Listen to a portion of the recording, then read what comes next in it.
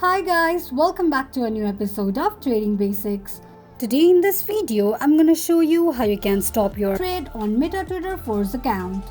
Keep watching the video till the end. To stop trade on MetaTrader 4, firstly go ahead and launch open your MetaTrader 4 application.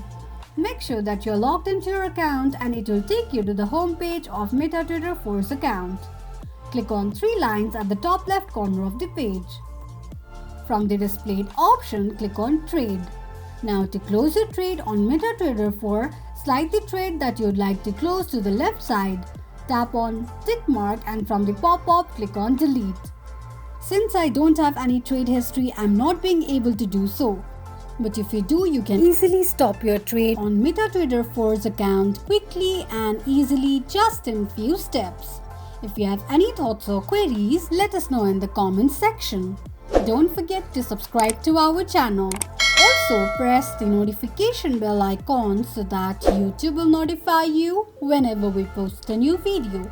I hope this video was helpful to you. Thank you so much for watching.